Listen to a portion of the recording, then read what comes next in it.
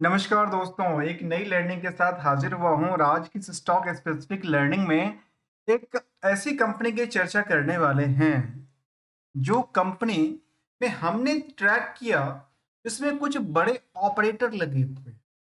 अभी रिसेंटली अपनी ऑपरेटर जो है पोजीशंस बनाने में लगा हुआ है, जो operator same as the penny stock, जैसे नाम बताओ आपको, दीप डायमंड, क्षितिज पॉलीलाइन, जैसे कंपनी में अपनी पोजीशंस बेच के यहाँ पे पोजीशंस क्रिएट करने में लगा हुआ है, जिसका नाम है मार्क वेंस वेंचर्स लिमिटेड, जो कि एक टेक्सटाइल इंडस्ट्री कंपनी रही है। इसका दूसरा नाम की तरफ देखेंगे तो नाम निकल के आती है एवरग्रीन टेक्सटाइल लिमिटेड।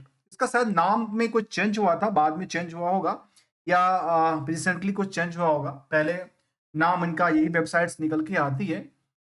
क्यों नहीं इस स्टॉक के प्रति हम समझने की प्रयास करेंगे आज के इस लर्निंग में। जो कंपनी एक पेनी स्टॉक की कैटेगरी में आती है और पिछले कुछ सालों की डेटा की बात करेंगे ओवरव्यू के तौर पे, जहां पे देखा गया कि बुक वैल्यू के अकॉर्डिंगली फिलहाल अभी दोगुने बढ़ चुका है, 200% के आसपास उछाल आई है। इंटरेंसिक वैल्यू बिल्कुल साइलेंट बैठी है, लेकिन यदि कंपेयर करेंगे इंडस्ट्रियल की पीई से, स्टॉक का पीई से, तो कह सकते हैं यहां से करीब 500% की उछाल होनी चाहिए था। इसके मुताबिक यदि देखा जाए तो कह सकते हैं कि 55 से लेकर के 60 रुपए की जा सकती है। मैं दोस्तों ये नहीं कह रहा हूं कि आप इस स्टॉक को खरीदो या आप स्टॉक को बेचो, मैं ये आपको बिल्कुल ही नहीं कह रहा हूं। ये इसकी अकॉर्डिंगली की बात कर रहा हूं, जो कि इंडस्ट्रियल की पी और इस कंपनी की पी की रेशियोज की बात कर रहा हूं।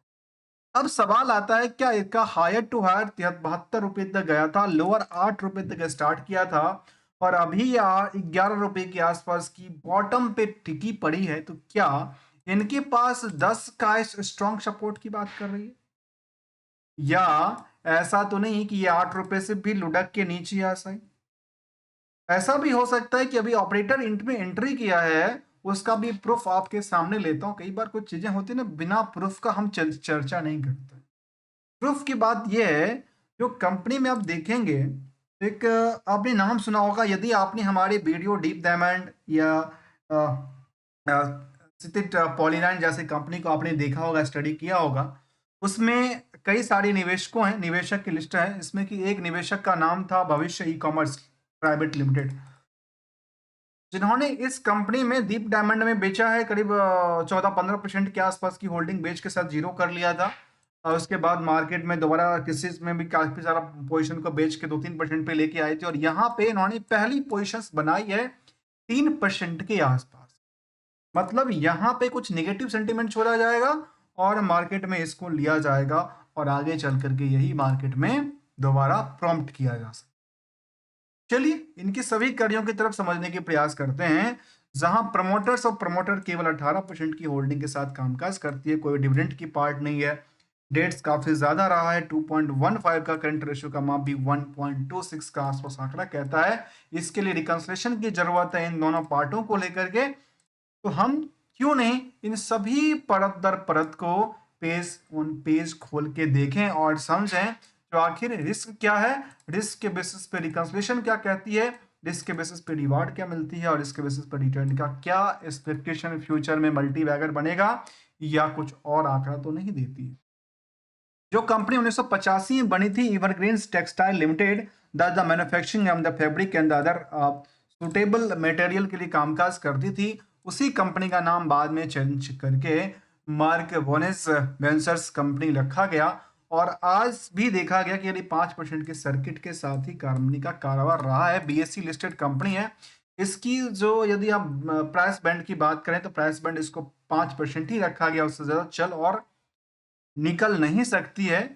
इसको XT1 के अंदर रखा गया। ट्रेडिंग एंड डिस्ट्रीब्यूशन का काम है कंपनी का, और इसमें कंपनी कहती है इवन ग्रीन को लेकर के जो कामकाज में engage in the manufacturing and the bleaching, drying and the printing, knitting and the high pile for the fabric and cloth, जो कि जो खास करके टेक्सटाइल इंडस्ट्री में जो काम बिलोंग करती है, उसी से इनका कारोबार मिलता जुलता है। बाकी वेबसाइट्स पर ऐसा कोई प्रोडक्टिविटी की बात नहीं करती है।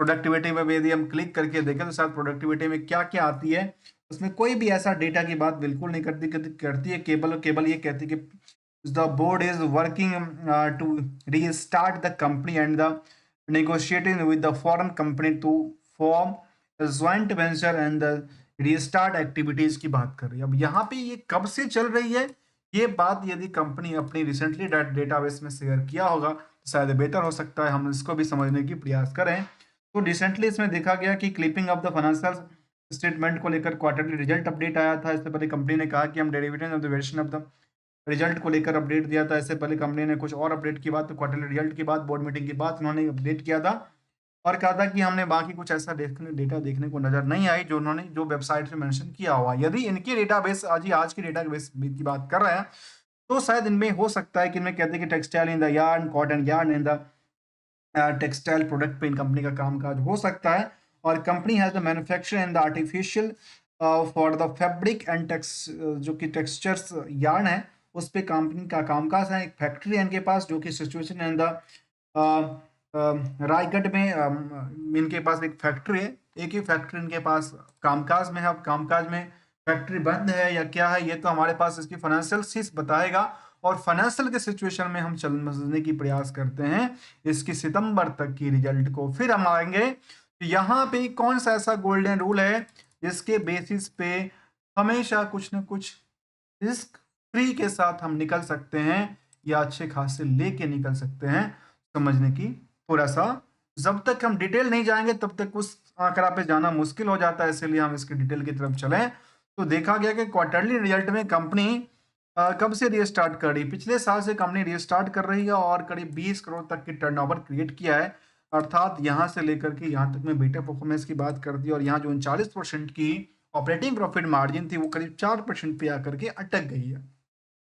नेट प्रॉफिट करीब 87 लाख के आसपास प्रॉफिट भी बुक किया है कंपनी ने, जिसमें अदर सोर्स बिल्कुल ही नहीं की बात नहीं के मुताबिक है। और रीस्टार्ट के बाद कंपनी यहाँ पे देखा गया कि करीब करीब इस कंपनी में कह सकते हैं पूरे 12 महीने में करीब 58 करोड़ के आसपास सेल्स की बात करती है। सेल्स के बेसिस पर ऑपरेटिंग प्रॉफिट मार्जिन जो कंपनी रिस्टार्ट हुई है, अर्थात क्या आगे चल करके इसमें कुछ ग्रोथ लेवल बन सकती है। तो यहाँ पे पेनी स्टॉक क्या आगे चल करके जो 8-10 रुपए का है वो क्या आगे चल करके 50-100 रुपए 200 रुपए बन सकती है, ऐसा पॉसिबिलिटी है। तो प्रॉफिट अब जाके लगता है कि हाँ अब सस्टेन कर रही है। लेकिन दोस्तों प्रॉफिट को हम बेस ना मान के कुछ और रिस्क फैक्टर को जानना जरूरी है, क्योंकि प्रॉफिट एक हमेशा दिखावा कर देती है, लेकिन दिखावा के लिए हकीकत को जानने के लिए जब जाते हैं तो कंपनी कहती है कि इनके पास कारोबार चालू हुआ और डेटर्स डे को लेकर कहती है कि 132 दिन का टाइम फ्रेम है जहां पे इनकी रिस्क खड़ी हुई, मतलब 5 महीने ऑब्वियसली मान लेते हैं। अब इसके साथ साथ यदि हम कंपनी का बोरोइंग्स पार्ट को देखें तो कंपनी ने 23 करोड़ की लोन लिया। कंपनी ने 23 करोड़ का लोन लिया और लोन से कारोबार चालू किया। कंपनी के पास खुद कुछ है नहीं क्या?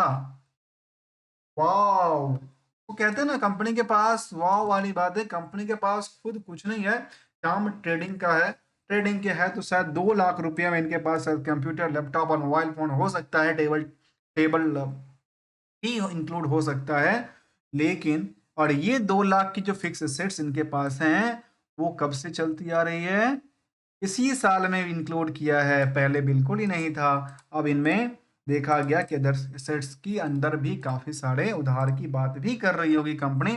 उधार के बारे में कहती है कि 38 करोड़ का चालू होती होती उधार दे दिया और उधार की बात उन्होंने कहा कि हमने दिया। तो जो डेटर्स डे की निकल की बात आती है वो मार्च तक का डेटा था, जो कि 5 महीने के डेटा की बात करी जहाँ पे रिस्क फैक्टर की बात करती है। 138 करोड़ की आंकड़ा से देखें इसके अकॉर्डिंग, सॉरी 38 करोड़ की आंकड़ा से, तो समझने वाली बात है। मैं क्या करूंगा, लास्ट डेटा को देखेंगे जो कंपनी ने पिछले 2 क्वार्टर में कितना बेचा और यहाँ पे 38 करोड़ का डेटर्स पार्ट था, उसमें से जो सेल्स की पार्ट करती है वो पिछले 2 क्वार्टर में करती है 35 करोड़ के आसपास की सेल्स। 38 करोड़ का उधार पड़ा हुआ है, प्रॉफिट कितनी बुक करती है? तो कहती है करीब 1 करोड़, करीब करीब 1 करोड़ 47 लाख के आसपास की बुक करती है। 1 करोड़ 47 लाख की क्या करती है? प्रॉफिट बुक करती है। अर्थात हाथ में कुछ आया नहीं, खाया पिया कुछ नहीं, केवल अभी तक उधार में रखा है। और आगे चल करके यदि ये इम्प्रूवमेंट की बात होती है, इसीलिए जो बड़े ऑपरेटर्स हैं वो आते नजर आए हैं और बड़े ऑपरेटर्स आए हैं। तो कंपनी में डीआई की भूमिका भी पहले रही थी, लेकिन फिलहाल कोई भूमिका नहीं है। प्रमोटर्स अपने होल्डिंग को लगातार बेच के निकलने में लगे हैं, या प्रमोटर ऐसा तो नहीं, तो प्रमोटर ग्रुप से शिफ्ट होकर के कहाँ पे जा रही हैं, आम पब्लिक की तरफ जा रहे हैं। यहाँ पे देखने को आई जो कंपनी में चिराग कन्या लाल शाह जी हैं, जिन्होंने 72% के आसपास होल्डिंग थी। उन्होंने अपनी होल्डिंग केवल 18% रखी है, अर्थात ये कुछ आईबीसी और उसका कुछ मामला तो नहीं था, कुछ टेक ओवर की बात तो नहीं थी। इसमें से किसके पास होल्डिंग गई, तो होल्डिंग देखने में आई कंपनी के पास यदि होल्डिंग गई है 8% मुकेश कुमार पटेल के पास, 5% गौरंग के पास। अब ये इनके अलावा ये उनके 1-1%, 2-2% की होल्डिंग है। जो 4,000 के आसपास के निवेशक थे, वो आज के टाइम में देखने को मिला कि 11,000 के आसपास, 3 गुने के आसपास की बनती नजर आई है, मार्केट की डिमांड को लेकर के। जो पिछले कुछ सालों में कंपनी बिल्कुल ही नहीं चल रही थी, वहां पे आकर के सेल्स बढ़ाई, प्रॉफिट बढ़ाई और स्टॉक प्राइस सीजीआर में एक लंबे उछाल की कामना किया। तो ये मार्केट में सितंबर की रिजल्ट इनको क्या कर रही है, इनको एक सपोर्ट लेवल दे रही है, जो भाई आप जब तक नहीं चल रहे थे ना, अब आपकी चलने की बारी आई है। और आपकी बारी जब आई है, तो इसीलिए यहाँ पे देखने को मिल रही है कि शायद ऑपरेटर्स और पूरे के पूरे मार्केट में जो हलचल चल रही है, उसको लेकर के यही कुछ आंकड़ा निकला है। कंक्लूजन और पीएस में देखें तो पीएस में अदानी एंटरप्राइज जैसी कंपनी शामिल है, जैसे लॉजिस्टिक्स जैसी कंपनी शामिल है। और इनके अलावा की बात करें तो कंपनी में यदि हम वॉल्यूम की बात करें तो कंपनी में वॉल्यूम बिल्कुल ही नहीं थी, बिल्कुल साइलेंट बैठी थी। अब जा करके जब लगता है कि मार्केट में कुछ बड़ी होने वाली है, तब मार्केट में वॉल्यूम आती है, और वॉल्यूम आई है। सेम रेंज में लगातार ट्रेड करती नजर आई है, मतलब कोई ना कोई बेच रहा है सेम रेंज में, कोई ना कोई अपनी पोजीशंस बनाने में लगा हुआ है। ऐसी डेटा की बात करूं, हो सकता है ऑपरेटर बेस पे, यदि ऑपरेटर के गेम के तौर तरीके के थ्रू कोई ट्रेडिंग करता है काम, तो उनके लिए ऐसा हो सकता है, पॉसिबिलिटी हो सकती है। तो हमारे तरफ से कोई भी कंपनी को लेकर के, चाहे पेनी स्टॉक को, मल्टीबैग और कोई भी ट्रेडिंग और एडवाइजरी की बात बिल्कुल ही शामिल नहीं है।